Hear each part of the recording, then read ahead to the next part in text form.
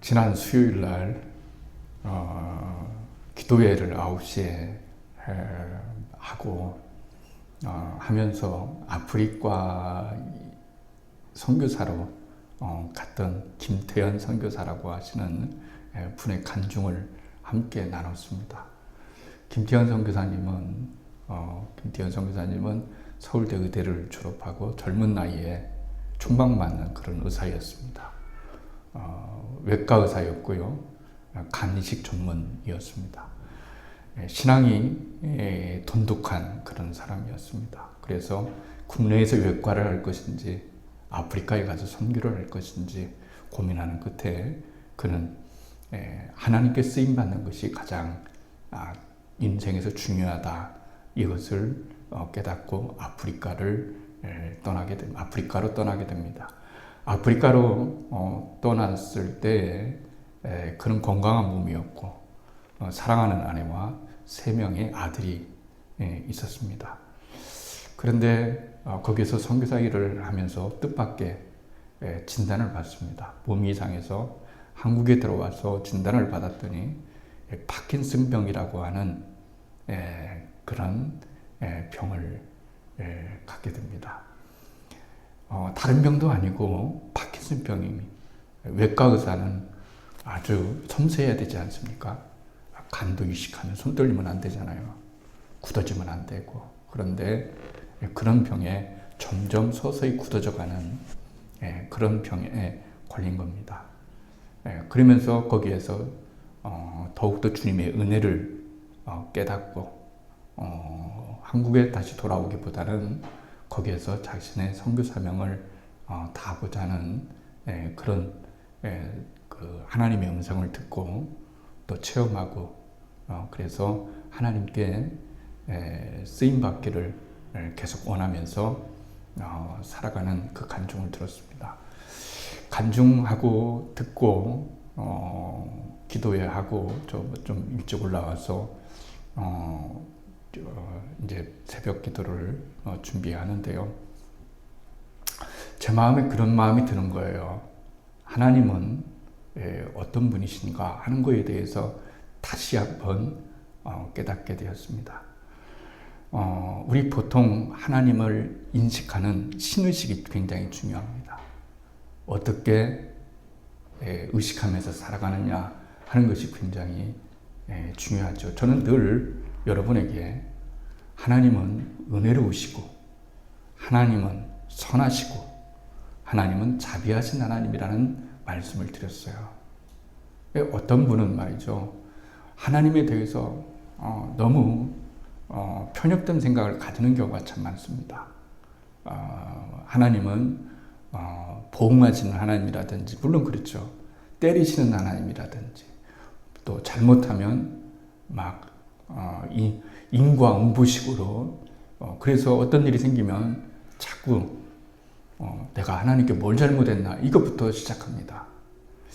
그렇게 생각할 때는 참 좋은 것 같긴 하지만 별로 그게 하나님이 원하시는 것은 결코 아닙니다. 왜냐하면 우리가 인간의 측면에서 하나님을 바라보고 하나님이 어떤 분이신가 라고 우리가 말하고 깨닫기에는 우리의 인지 능력이 완전하거나 그렇게 뛰어나지를 못합니다. 수요일 밤 제가 밤에 올라가서 생각했는데 갑자기 그런 깨달음을 주시는 거예요. 뭐냐면 만약에 이 김태현 선교사가 안 나갔다고 한번 생각해 봅시다. 선교사로 나가지를 않았다고 생각을 해보세요. 그리고 국내에서 유명한 병원에서, 학교에서 교수직과 또 외과 의사직과 그런 명예를, 부를 한눈에 줄 수 있는데 그것을 떨쳐버리고 외국에 갔단 말이죠. 그런데 뜻밖의 파킨슨병에 걸렸단 말이죠. 그러면은 만약에 이분이 외국에 나가지 않고 선교사의 일을 하지 않고서 국내에 남았다고 하다가 파킨슨병에 걸린 것을 알게 되었다고 생각해 봅시다.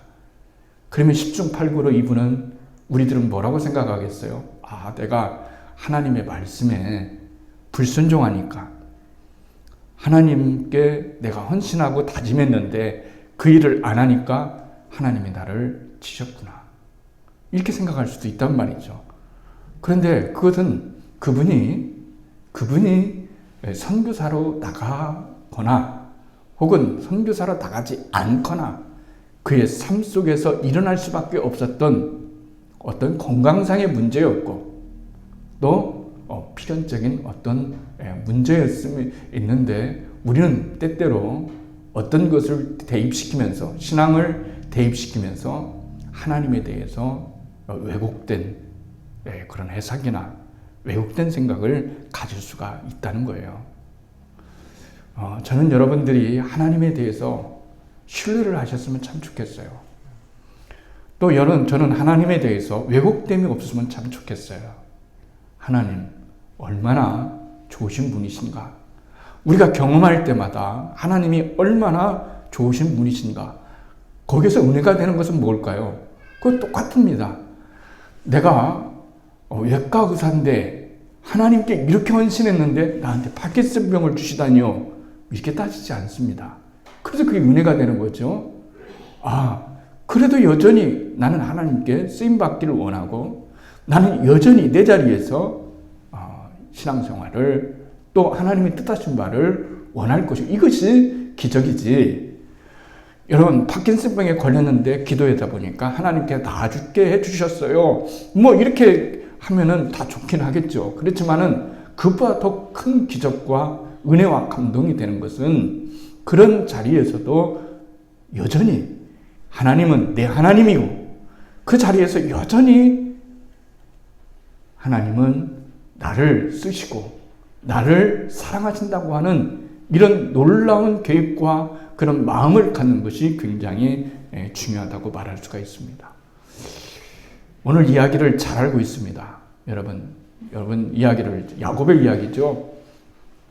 성경에 누구 이름이 가장 많이 나올까요? 누구 이름이 가장 많이 나올까요? 어떤 사람이 쉬어봤습니다. 저는 안 쉬어봤어요. 쉬어봤는데 성경 속에서 가장 이름이 많이 나오는 인물은 놀랍게도 야곱입니다. 야곱이 성경에서 이름이 가장 많이 나와요. 그러면 이름 많이 나온다고 해서 뭐 좋냐? 그런 건 아니죠. 그만큼 많이 오르내린다고 하는 것은 성경이 야곱에 대해서 주목하고 있다 하는 것을 우리들에게 말씀을 해주시고 있는 거예요. 하나님께서 야곱을 선택하셨어요. 그 야곱을 선택하셨지만 우리가 누구를 좋아하느냐 하면 저는 야곱을 좋아한다, 뭐 이렇게 생각해 본 적은 없습니다. 다윗을 좋아한다, 당연히 예수님 좋아한다, 예수님 빼고는 다윗을 좋아한다, 아브라함도 좋아한다, 요셉도 참 좋죠, 이렇게 생각하지만은 야곱이 참 좋다 이렇게 생각하는 사람은 없어요. 왜 그런 걸까요? 그 사람에게 들었던 선입견 때문에 그런 거예요. 야곱 하면 듣는 선입견이 늘 설교하고, 우리가 계속 들었을 때 야곱 거짓말장이, 속이는 자, 나쁜 놈, 자신의 야육을 위해서 형에게 팥죽 한 그릇으로 장자의 명분을 산 사람, 뭐 이런 일 때문에 굉장히 우리가 야곱에 대해서 선입견을 가질 수가 있어요. 그럼에도 불구하고 하나님께서 야곱을 선택하셨다는 거예요. 하나님이 야곱을 택하셨다고 하는 거예요. 그러면 야곱의 생애에서 주목할 것은 뭐냐면은, 그가 특별한 사람이기 때문에 하나님께서 야곱을 선택한 것이 아니라, 하나님이 말씀하시고자 하는 그런 중요한 메시지가 야곱의 생애에서 나타나기 때문에 그런 거예요. 짧게 생각을 해봅시다. 우리 가정에 있어요. 우리 가정이 돌아가는 일들이 있어요. 하나님께서 우리 가정을 선택해 주셨어요. 그리고 나를 선택해 주셨어요.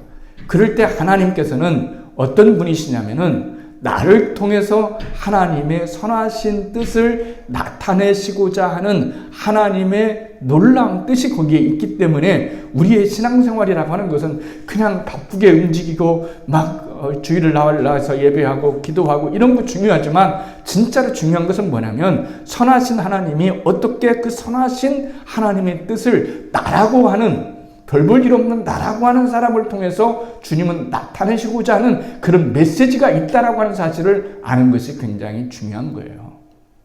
주님, 저 같은 사람이요, 늘 하루하루 뻗어기기도 힘들고요, 하나님 앞에는 잘하는 것도 없고요, 내세울 것도 없고요, 또 그 어떤 것도 없는데 나 같은 존재를 주님께서 사용하시려고 하는 거, 그런 것이 아니란 말입니다.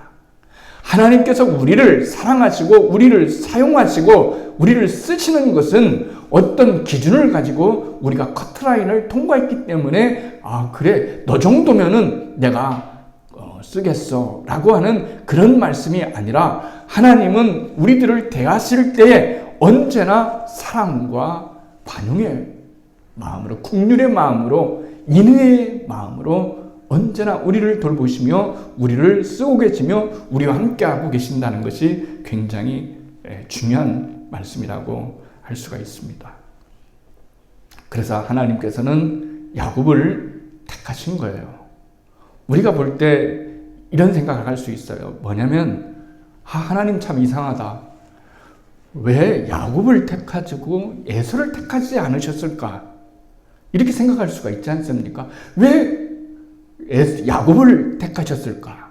그리고 야곱은 왜 택하신 것을 알았다면 언젠가는 자기한테 장자적분이 올 것인데 구태여 그렇게 비겁하게 형을 속이고 아버지를 속이고 장자권을 받고 축복권을 따내야 되는 것이 이 정당성이 있는가? 이 정당성의 문제에 있어서 야곱은 언제나 할 말이 없는 거죠. 그래서 우리가 야곱을 생각할 때 거기에서 우리가 생각할 수 있는 바는 바로 그런 지점이에요. 왜 하나님은 야곱을 선택했을까? 비겁한 야곱을 선택했을까? 그리고 야곱은 왜 구태여 그렇게 하지 않아도 될 것인데 왜 구태여 장자권을 살려고 그렇게 쓸모없는 짓을 하면서 고생 바가지로 하고 그렇게 살았을까라고 하는 생각을 생각해 볼 수가 있습니다. 여기서 중요한 것은 택하심이에요. 택하셨다. 하나님이 야곱은 에서는 미워한다 이렇게 말씀하시고 야곱은 택하셨다는 거예요. 그러면 왜 택하셨느냐라고 말을 했을 때 야곱이 에서보다 더 도덕적이고 윤리적이고 그리고 더 신앙적이기 때문에 택한 것이 아니라 그것을 하나님께서 우리를 택하신 것은 전적으로 하나님의 주권에 달려 있는 거예요. 그러나 그 선택하는 것은 주님의 주권이에요. 사과를 사러 갔어요. 사과를 차에 놓고 많이 파는 사람이 있잖아요. 가서 팔 때 사과 몇 개만 주세요 라고 하는 사람은 없어요. 그렇죠? 성점에 가서도 마찬가지죠. 고릅니다. 이건 버리고 이건 버리고 이렇게 골라요. 그러면 사과가 여러분들에게 하는 말이 그래요. 주인님, 사과인 저를 왜 고르셨나요? 저는 멍이 들고 또 별로 예쁘지도 않고 그렇게 멋지게 생기지도 않았는데 왜 저를 선택했나요? 이렇게 말하면 그건 내 맘이지 이런 거죠. 그러니까 그게 하나님의 주권인 거예요. 우리가 인생을 살면서 항상 이유를 찾으려고 하면은 이유가 안 찾아질 때가 굉장히 많단 말이에요. 부모가 자식을 사랑하는데 이유가 있겠어요? 다원이가 커서 이제 말할 수가 있어요. 엄마 아빠에게 다원이가 얘기했어요. 뭐라고 했냐면 엄마 아빠 왜 나 사랑해요? 왜 나 사랑해요? 여러분 내 자식이기 때문이 아니다. 왜 자식이니까 사랑하냐고요? 자식이니까 사랑하는 거예요. 그건 어떻게 끊을 수 없는 거예요. 그런 것처럼 하나님이 우리를 사랑하시는 것은 어떤 이유가 있는 것이 아니에요. 선택받았을 때 저도 그런 생각을 해봤어요. 정말 하나님이 왜 나 같은 사람을 선택해서 목사가 되게 하셨을까? 여러분 이거 대단한 높낮이가 아니라 사명이잖아요. 나에게 이런 귀한 사명을 주셨을까? 라고 했을 때 한번 생각해 봤어요. 하나님이 나를 뭘 때문에 선택하셨을까? 근데 옛날에는 좀 오해를 했어요. 혹시 그 일 때문에? 나를 선택하셨을까? 예전에 어렸을 때 중학교에 있을 때 시장에 갔는데 어떤 할머니가 쓰러져 있었어요. 쓰러져 있었는데 그때는 제가 예수를 믿지 않을 때죠. 쓰러져 있는데 다른 사람들이 다 보고 그냥 가는 거예요. 그래서 저는 마음이 너무 약해서 불쌍히 마음이 돼서 이 할머니를 깨웠더니 일어나지를 못하는 거예요. 그래서 어떻게 해야 하나. 그래서 여러분 이 할머니를 어쨌든 파출소에까지는 데려가줘서 뭔가 조치를 거기서 취해줘야 되겠다 해서 이 할머니를 부축하고 버스를 타고 또 버스를 내려서 다시 부축을 하고 다시 거기로 갔어요. 파출소에 갔어요. 그래서 할머니를 설명해 드리고 이 할머니가 구조를 받았으면 참 좋겠습니다. 어릴 때 그런 생각이 나는 거예요. 혹시 하나님은 그거 보고 계셨나? 그건 아니잖아요. 그렇죠? 그 때문에 아니죠. 내가 선했기 때문에 절대로 아니죠. 악한 면이 훨씬 더 많은 것이 인간이지 않습니까?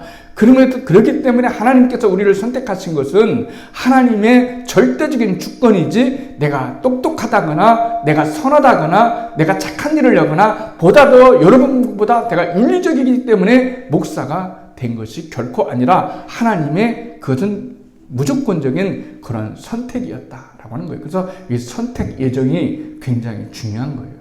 하나님이 나를 선택하셨어요. 하나님이 나를 선택하셨다는 그 말은 나는 하나님께 운명되어졌다는 말이에요. 운명되어졌어요. 예수를 우리가 믿기 전과 믿기 후에 일은 하나님으로부터 우리가 운명되어졌다. 하나님께로부터 붙잡힌 바 되었다. 붙잡힌 바 된 그런 인생이었다는 것을 우리들에게 말씀해 주시고 있는 거예요.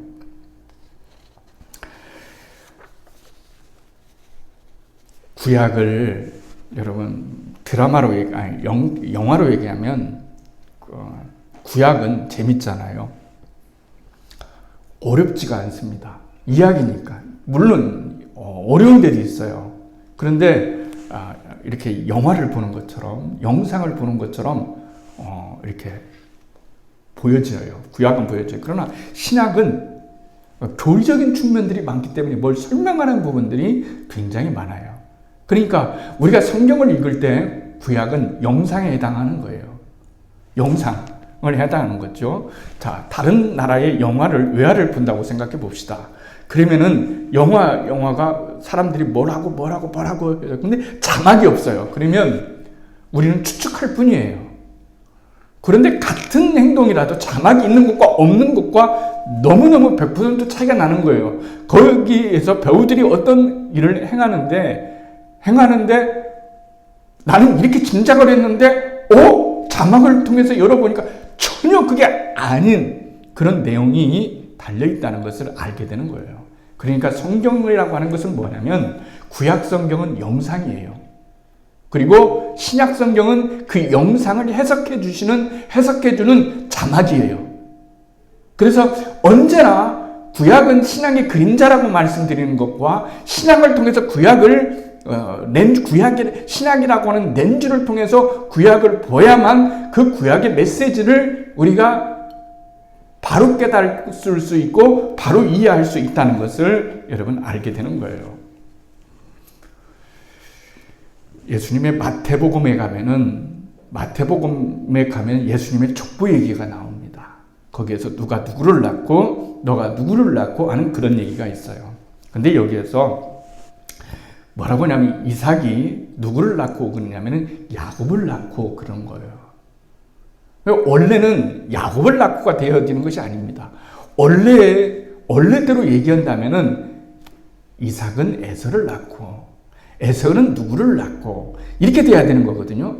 그런데 신약에 와서는 이게 완전히 해석이 되어지는 거예요. 무슨 해석이 되어지냐면은 바로 족보를 통해서 그 족보에 누가 이름이 올라갔냐면은 장자였던 에서가 올라가야 되는데 야곱이 올라갔다는 것은 이 구약 신약의 계보로서 이 야곱에 대한 이야기, 구약에 대한 이야기를 해석이 되어져야 되고 그런 관점에서 우리가 읽어야 된다는 거예요. 그런데 우리가 어려운 것 중에 하나는 뭡니까? 맨날 목사님이나 어떤 것을 성경 공부를 듣다 보면은 무슨 구약은 예수님에 대한 장차 오실 예수님에 대한 이야기다. 그런데 구약에 예수 예자도 없잖아요. 그렇잖아요. 예수님 얘기가 어디 있습니까? 그 본문의 의미, 그 사건의 의미는 바로 그런 거다. 원시부검이라는 것도 있잖아요. 바로 아담과 이브가 죄를 지었어요. 그리고 이제 평생 아담은 고생해야 되고, 그리고 이제 하와는 애를 낳는 그런 고통, 그 산모의 고통을 겪어야 된다. 그런 거예요. 그런데 사탄의 머리를 밟을 것이다. 이렇게 말하는 거죠. 그것은 여자의 후손이 나타나서 사탄의 머리를 밟을 것이다. 라는 것을 원시복음이라고 말하는 거예요. 거의 거기에서 우리가 인간적으로 바라보면은 뭐 도대체 이게 그런가 보다 했지만 그 의미 속에 장차 오실 메시아가 사탄을 이기고 마귀를 이기고 그리고 하나님의 놀라운 구원을 이루신다고 하는 그런 메시지가 이미 신약에 등장했다는 것을 원시복음이라고 말하는 거예요. 그러니까 우리가 영적으로 성경을 대하지 않으면 다 이해가 안 가는 거예요. 이게 뭔 소리인가? 너무 영적에도 문제지만 영적으로 성경을 보지 않아도 해석되지 않는 문제들이 많이 있어요. 왜냐하면 성경은 영적인 것을 얘기하고 있기 때문에 그런 거예요. 이성적인 것이나 혼적인 것이나 육적인 것은 우리가 다 이해할 수 있어요. 그러나 영적인 것은 영적인 사람이 되어야만 이해할 수 있을 것인 것처럼 오늘 이 성경의 이야기도 그런 얘기를 우리들에게 말씀해 주시는 거예요. 내가 야곱은 사랑하였고 에서는 미워하였다. 그렇게 말씀하시는 거죠. 여러분, 야곱이 장자의 명분을 얻으려고 하는 행동에는 어떤 의미가 있을까? 그 의미를 신학적 관점에서 지금 찾아야 된다는 것을 우리들에게 말씀해 주시고 있어요. 신학의 렌즈로 구약의 본문 이 사건을 바라보면은 장자의 명분을 얻으러 가는 야곱의 모습은 무엇이냐면 신학적 관점으로 얘기하냐면 나는 예수가 필요하다. 그런 얘기예요. 그게 무슨 말일까요? 자, 야곱이 여러분 상당히 집안에서 많이 머물었어요. 엄마와 함께 많이 지냈어요. 그렇죠? 에서는 들사람이라 사냥에 당하는 것이 그의 특징이었다면 야곱은 그냥 집안 그런 데 별로 관심이 없어요. 엄마하고 밥하고 엄마하고 얘기하고 엄마하고 교제 나누고 그래서 엄마의 영향을 굉장히 많이 받아요. 그러니까 여러분 얘기를 했을 거 아니에요. 태몽꾼 걸 얘기했잖아요. 너 낳을 때 태몽 꿨단다. 뭐 이런 얘기 날 거 아니에요. 신비한 일이 있었어. 뭐냐면 하나님께서 작은 자가 큰 자가 작은 자를 섬기리라 하는 그 말씀을 주었단다. 이렇게 말씀하시고 할아버지에 대해서 얘기하는 거죠. 할아버지 아브라함에 대해서 얘기할 때 뭔가 끌림이 있는 거예요. 진정한 축복이 나는 지금까지 축복이 아버지의 유산을 받는 물질적인 축복에 있다고만 생각했는데 그것이 아니라 하나님께서 내려주시는 보이지 않는 영적인 축복이 우리 조상에게 우리 가문에게 숨겨져 있구나. 그 가문의 영광을 가문의 영적인 축복을 내가 받아야만 되겠다라고 하는 그런 열망이 누구에게 있냐면은 야곱에게 있는 거예요. 야곱에게 있는 하나님이 주목하시게 된 거죠. 그런 거죠. 그러니까 야곱이 그런 생각을 하게 되는 것은 야곱이 그런 영적인 생각을 했기 때문에 하나님이 그를 택하신 것이 아니라 반대예요. 하나님이 택하셨기 때문에 그런 영적인 생각을 할 수가 있다는 거예요. 이 말은 무슨 말이냐면은 우리가 뭔가 똑똑하고 잘났기 때문에 하나님이 우리를 사랑하신 것이 아니라 하나님이 우리를 사랑하시니까 우리가 하나님의 사람으로 변화되어져 가는 거예요. 그래서 아무리 하나님이 택하셨기 때문에 야곱이 아무리 길을 쓰고 뭐 이런 수단 방법 안 가리고 막인다 할지라도 누구의 손에 들어있느냐? 하나님의 손에 들어있다는 얘기예요. 결국은 너 손 들고 돌아온다. 네가 아무리 뛰고 아무리 정해한다 할지라도 너는 하나님께 돌아온다는 거예요. 그리고 하나님께서 야곱이 하는 그 어떤 일에 대해서 어느 정도 이해를 하시는 거죠. 그래, 너 그렇게 한다고 해도 내가 이해하마. 그렇지만은 중요한 사실 한 가지는 내가 너를 반드시 내게로 돌아오겠다라고 하는 것, 그것은 무슨 말씀이냐면 너의 운명은 나에게 달려있다는 거예요. 우리가 인생을 살아가면서 소망을 가질 수 있는 부분 중에 하나는 뭐냐면 우리의 운명이 우리의 운명이 때로는 다른 길을 갈 수 있고 탈선의 길을 갈 수 있고 이렇게 여러 가지 길이 있지만 그러나 결국 마침내 하나님께서 하실 일은 뭐냐면 우리를 구원의 길로 인도하시고 하나님은 우리로 하여금 은혜의 길로 인도하시는 그런 놀라운 은혜가 어디에 있냐면 선택했다는 말에 들어있는 거예요. 하나님이 선택했기 때문에 우리의 운명은 하나님께 붙잡힌 바 되었다라고 하는 거예요. 그러니까 하나님의 축복을 받겠다는 열망이 그렇게 큰 거예요. 하나님의 축복을 받겠다는 거죠. 야곱이 언제 여러분 내 아버지가 키우는 양, 소, 들 이걸 어떻게든지 해야 되겠다 이런 말이 없어요. 에서의 실수는 뭐냐면 하나님께 멀어졌던 그 이유는 뭐냐면 그는 영적인 일에 대해서 별로 관심이 없어요. 먹고 사는 문제, 돈 문제, 물질의 문제, 사냥해서 사냥해 오는 문제 이것이 전부이지 하나님과 교제하고 하나님께 기도하고 하나님을 사랑하고 하나님께서 모든 것의 주인이시다라고 하는 이런 마음이 없는 거예요. 그래서 장자의 명분을 가볍게 여겼더라. 성경은 그렇게 얘기를 하고 있는 거예요. 그러니까 우리가 알아야 되는 것은 바로 그거입니다. 영적 태도가 굉장히 중요한데요. 영적 태도가 굉장히 중요한 거예요. 100억이 있고 한쪽에는 100억이 있고 한쪽에는 영적인 축복이 있어요. 그러면 쉽게 말하면 에서는 영적인 축복보다는 100억이 더 중요한 사람이에요. 그러나 야곱은 100억보다는 당장 손에 잡히지 않고 눈에 보이지 않지만 하나님의 영적인 축복이 더 중요한 사람이에요.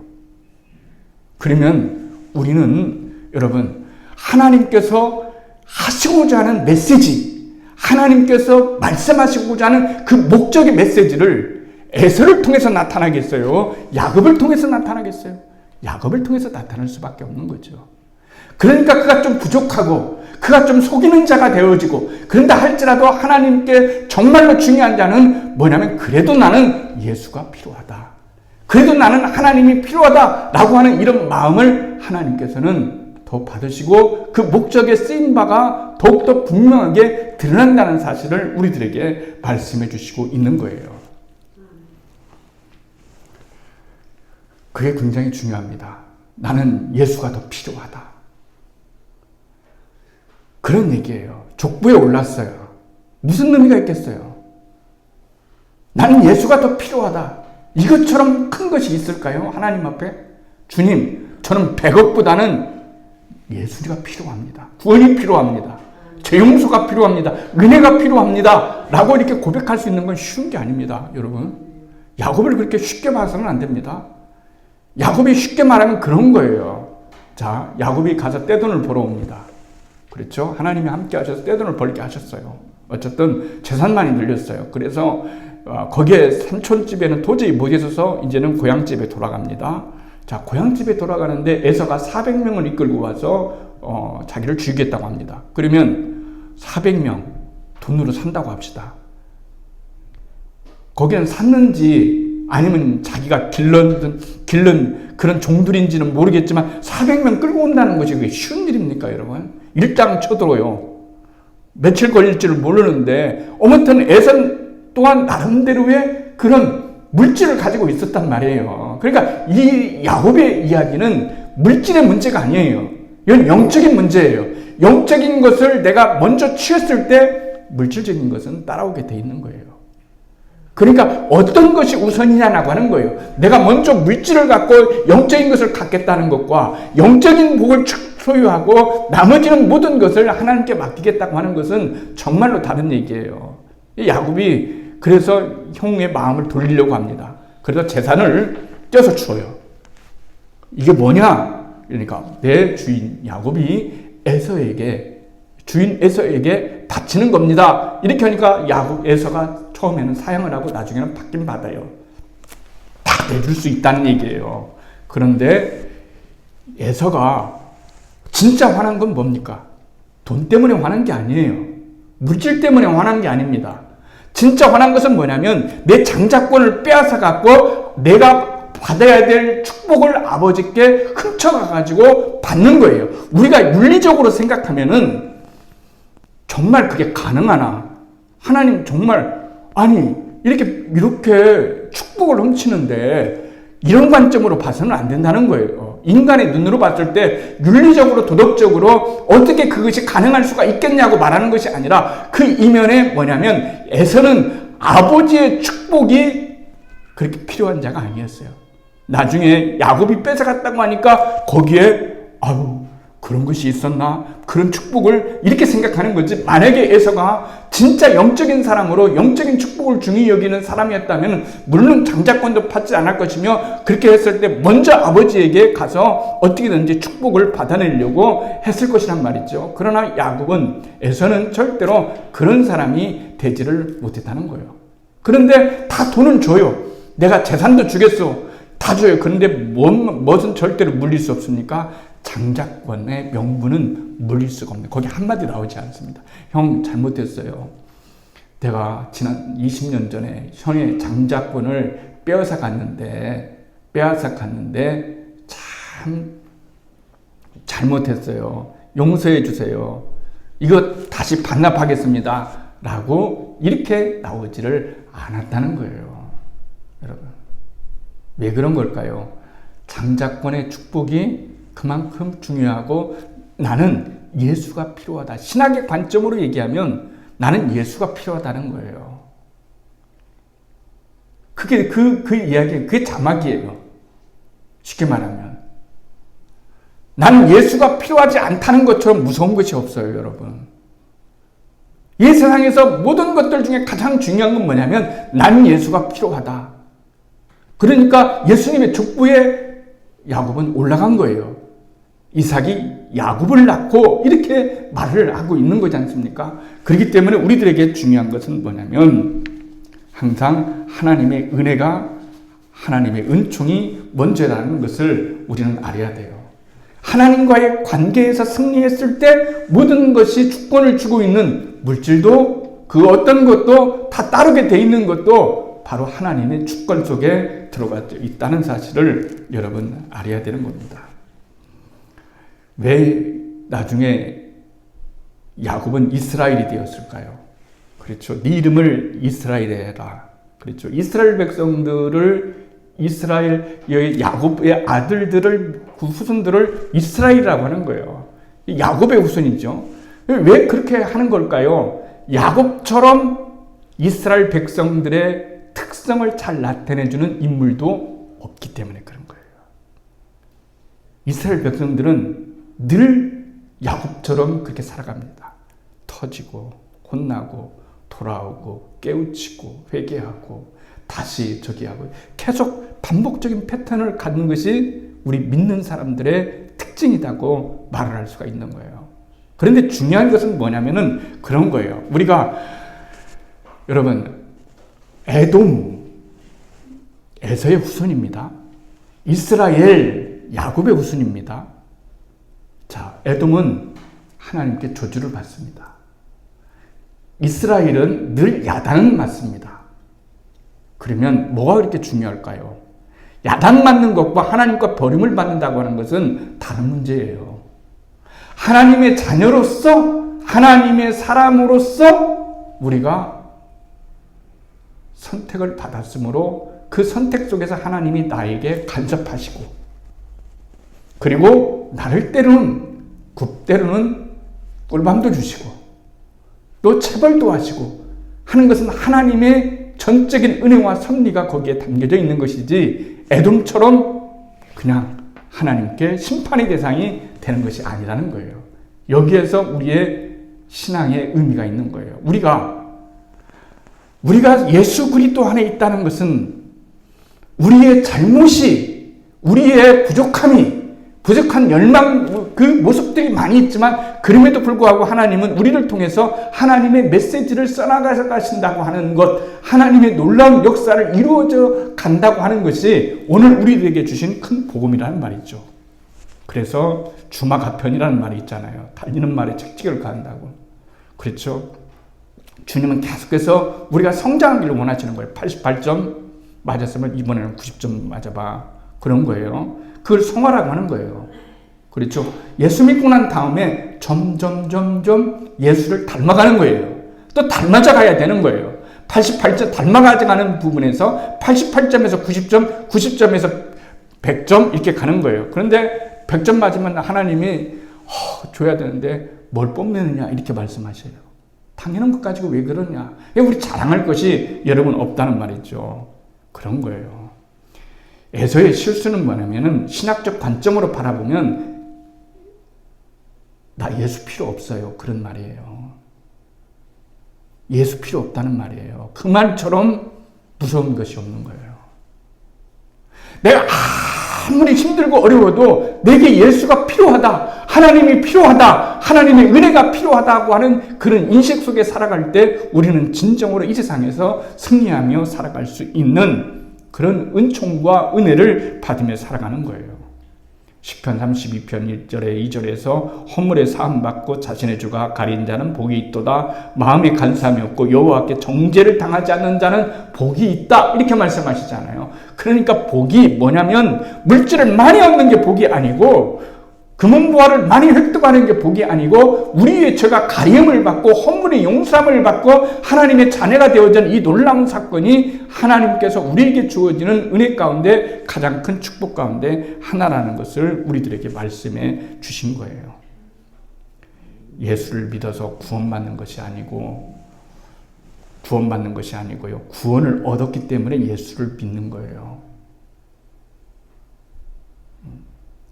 우리에게 주도권이 있는 것이 아니라 하나님께 주도권이 있다는 그 말을 하고 있는 거예요. 우리의 운명은 결정되어졌어요. 어디 안에서요? 예수 안에서 결정되어졌어요. 야곱은 운명이 결정되어졌어요. 선택 속에 그게 반영했어요. 선택할 때. 실수하겠어요? 우리는 하루에도 몇 번씩 선택을 해야 되는데 불분명해요. 이거를 선택할 것인가, 이 길을 선택하실 것인가, 이것을 결정해야 될 것인가, 저것을 결정해야 될 것인가 몰라요. 왜냐하면 우리는 전능하지 못하기 때문에 그래요. 그러나 하나님은 전능하셔요. 그래서 하나님의 선택은 뭐라고요? 후회하심이 없는 거예요. 우리는 후회해요. 선택해놓고. 그러나 하나님의 선택은 절대로 후회함이 없는 거죠. 그러니까 우리가 이 세상에 살아갈 수 있는 것은 뭐냐면 정말로 하나님의 은혜로 살아가는 거죠. 그 확신과 믿음 속에 살아가는 거예요. 그래서 언제나 여러분들이 말씀드리는 건 뭐냐면 구원의 확신을 가져야 된다는 얘기를 그렇게 맨날 하는 거예요. 구원의 확신을 갖는 거예요. 아직도 구원받은지 모르겠어요 라고 하는 것은 그 구원이 내게 달려있다고 믿는 거예요. 내가 온전하게 생활하지 않는데 나 같은 사람이 어떻게 구원받았을까라고 하는 것이 아니라 그럼에도 불구하고 이미 선택받았고 이미 하나님께서 우리를 택하셨고 우리가 구원받았기 때문에 우리는 구원의 은총 속에서 살아가는 하나님의 놀라운 자녀라고 하는 이 사실, 이 구원의 확신, 이것을 가리켜서 에베소서에서는 의의 흉배를 붙여라. 의의 흉배를 붙여라. 사탄은 끊임없이 여러분 조소할 것입니다. 어느 날 순간 내가 왜 이래? 기도하는데 내 기도 들어주실까? 이번 주에는 내가 이런 잘못했는데 그거 상관없는 거예요, 여러분. 무율법주의를, 반율법주의를 얘기하는 것이 아닙니다. 내가 잘했기 때문에 하나님이 내 기도를 더 많이 들어주실 것 같은 그런 착각에서는 벗어나야 된다는 거예요. 전적인 하나님의 은혜를 기독교는 말하고 있는 거예요. 전적인 은혜. 우리의 운명은 하나님께 결정되어졌다. 하나님이 우리의 운명을 쥐고 계시다. 그래서 우리는 하나님의 은혜를 입을 수밖에 없고, 그리고 우리의 모든 것은 하나님의 손에 달려있다. 7.8기라는 게 있잖아요. 7번 넘어지고 8번째 쓰는 거예요. 예수를 믿는다는 것은 그런 거예요. 야곱이 한 번에 쓴 것이 아니에요. 7.8기, 9전 10기, 1001번, 1002번 계속해서 그랬지만은 그는 결국 하나님께 돌아왔어요. 기도해야 될 이유가 그가 있는 거죠. 내 자녀를 위해서, 내 가족을 위해서, 내 사랑하는 사람들을 위해서 기도해야 될 이유는, 믿음을 가져야 될 이유는 바로 하나님의 선택이 거기에 있다고 하는 사실을 믿기 때문에 그런 거예요. 또 그런 믿음을 가질 수가 있어야 된다는 거죠. 하나님께 운명되어진 인생 얼마나 감사해요. 누구도 건들 수 없는 그런 운명이 우리들에게 있다는 사실을 우리가 생각한다면 우리의 신앙생활이 좀 더 수월하지 않을까요? 좀 더 가볍지 않을까요? 좀 더 기쁘지 않을까요? 좀 더 은혜스럽지 않을까요? 이 은혜가 우리들 가운데 있기를 주님의 이름으로 축원을 드리겠습니다.